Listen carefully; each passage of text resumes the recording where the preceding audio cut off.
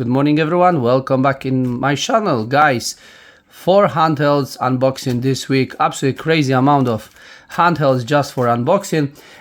For cheap devices, guys, that's the last one, and I'm waiting for Retroid Pocket Flip 2 Classic also, and there will be also Unbernic RG557, but I need to order and we need to wait for delivery. There will be something more expensive at this moment, the last, as I promised. Let me cut this off and we will see what we've got. More layers. What we've got, guys, the R28S, some new mini console. No joystick, just D-pad. We will see what is on the back. We've got information and is another RK3326 chipset. What we've got also, probably 1 GB of RAM and 2.8 inch screen, guys. My one is the white version, I think is the white, and we will see, or is gray, I'm not sure. Okay. No, it's white one. Oh, really nice and small. Good for pocket. The biggest question will be, how is the D-pad? What we've got inside the box? Just that. Instruction. Yes, we've got instruction underneath. Quality pass. Very nice. If it's quality pass, the D-pad is supposed to be good. Yeah. Quite long. Loads of explanation about our systems. That's not very often. The letters are very small, but looks like someone put some effort to give us informations about that console and the system, which one we will have inside. Let me remove that. Oh, something interesting. We have some bezels around. R28s. Okay. Let me put the camera down, and before I show you what is around, I just want to show you how it looks together with another devices, as I'm always doing. The number one is flying, my mini. That is what I did yesterday. Oh, size almost the same, but of course the big difference of the screen, 3.5 inch versus 2.8. That's how it looks together. Bigger D-pad, as we see. Another one, the most famous cheap device so far in last 1.5 years. Okay, that's what we have together also. And also, which one I did review, R36 Max. That's massive difference, yeah, about the size. As we know, this is 4 inch 1:1 aspect ratio. And now it's time to show you what we've got around that device. First of all, let me see the D-pad and buttons.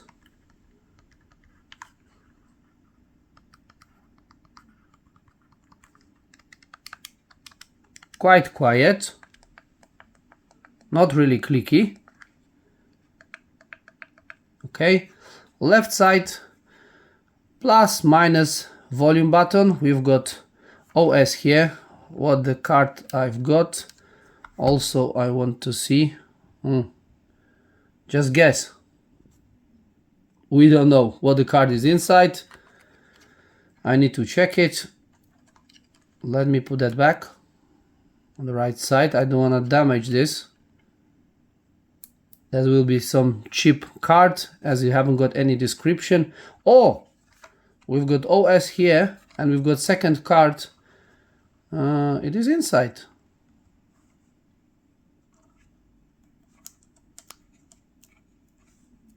Well, that's funny. 64 GB. They put the sticker on, which is no card inside. Someone made mistake and put on wrong side. We will see, guys. That's very strange.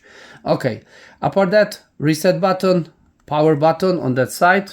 On the back, we can open to remove our battery. No, we cannot. It just looks like that. I don't think so. You have to remove everything. Time for triggers. Just the standard one. On the bottom we've got DC OTG together, and we've got port for our earphones. Apart that, nothing else. Looks quite nice. How it's gonna work, we will see. But first impression is not so bad, to be fair. I'm in a little bit shock because my Mini surprised me. This is really nice device. My will be the same with that one. Let me turn on this device. EmuElec, as always. All the games, which one we've got on that system is 13,157. But it's something which one I need to show you, as I didn't expect that and I never seen that before. You go into some games, for example PSP, we've got 29 games. And it's okay for PSP. All description are with normal letters. Then after you come into, I don't know, Chinese or Japanese, probably Chinese as is from China. Chinese symbols, I just don't understand that. If we got that art box, no problem, we can just guess which kind of game we've got. But for example, when we go into Capcom,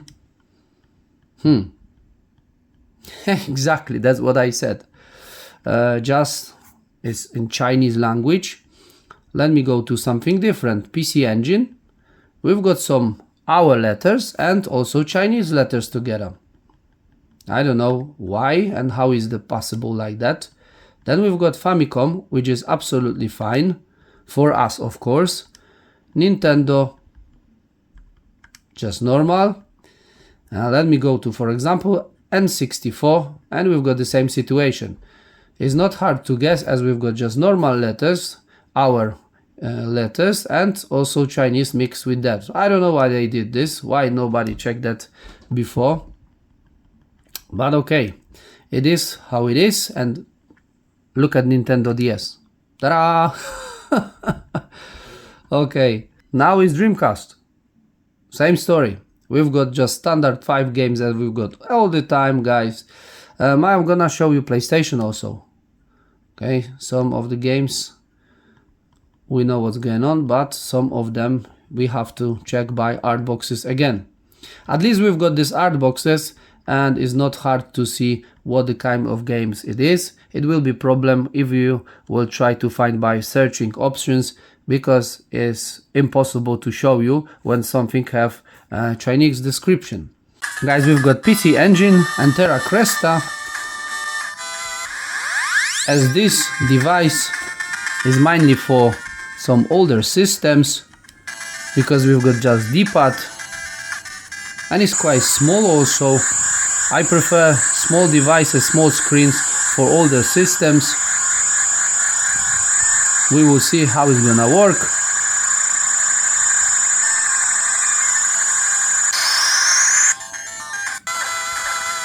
Okay, hopefully they're not gonna destroy me too early, to be fair, because I never played that game before.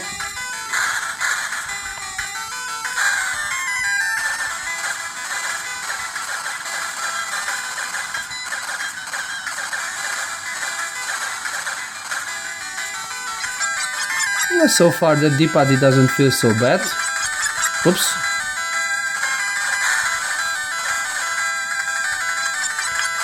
Ay, ay, ay.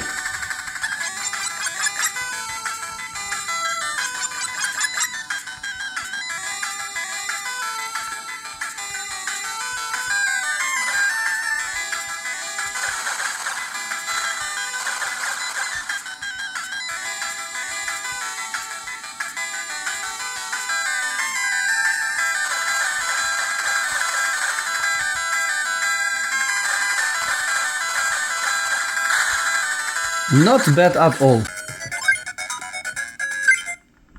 It's time for some Kirby adventure.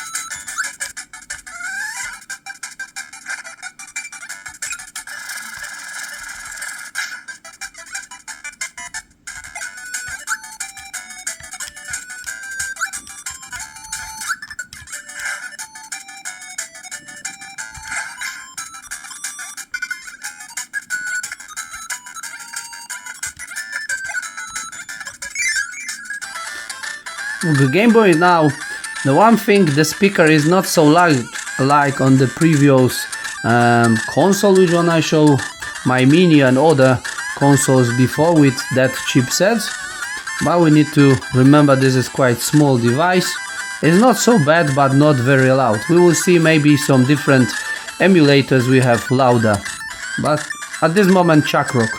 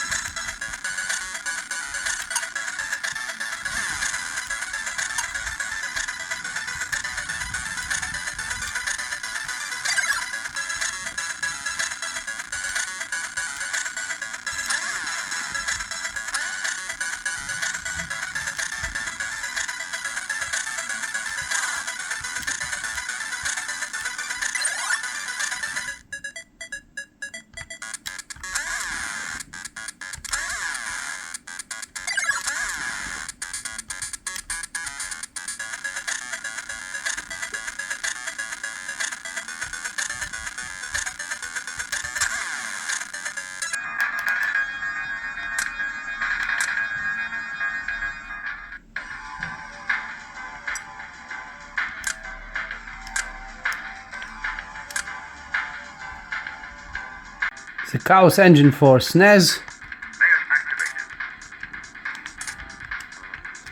Okay, which one?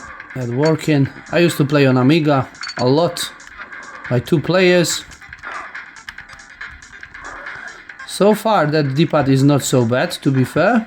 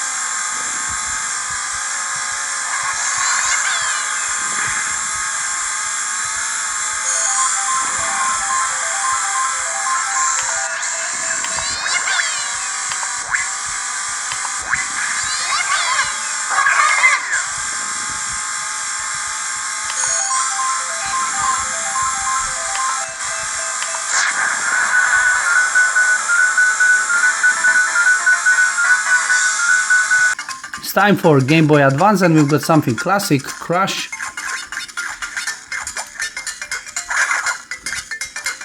As you see, Mario Kart was working very well for N64, but we've got some games which are not working as the chipset limitation.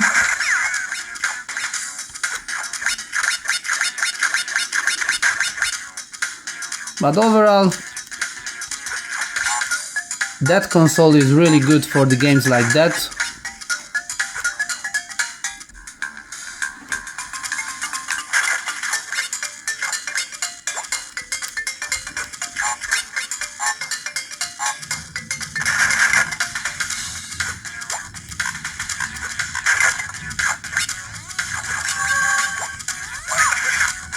Oops.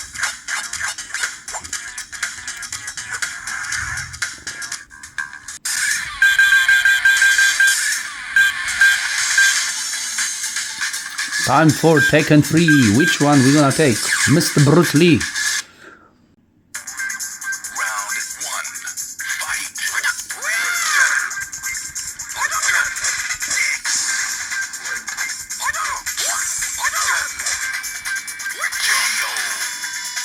That was quick. What we can expect is Bruce Lee.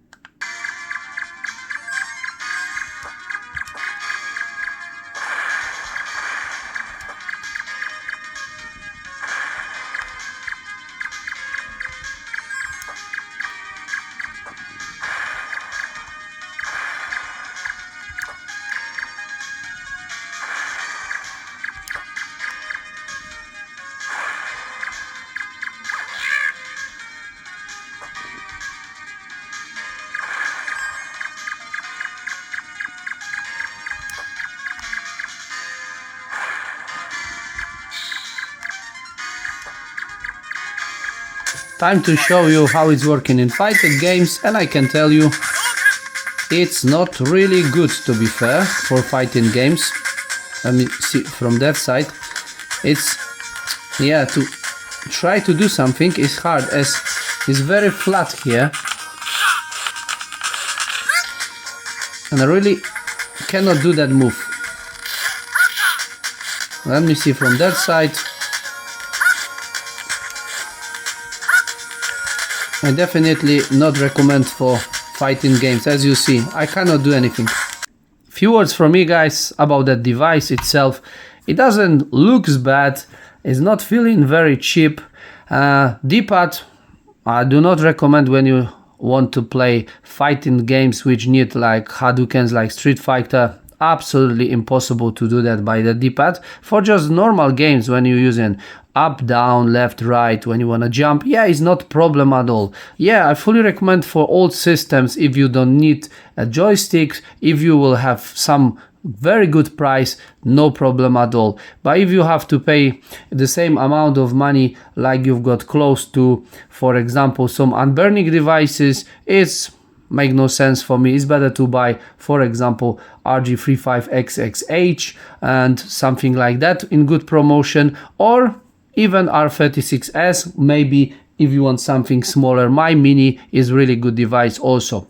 That's it from me for this week. Is everything, guys. I'm waiting for much more powerful devices, as I said, and yeah, have a good weekend for everyone. See you in the next one.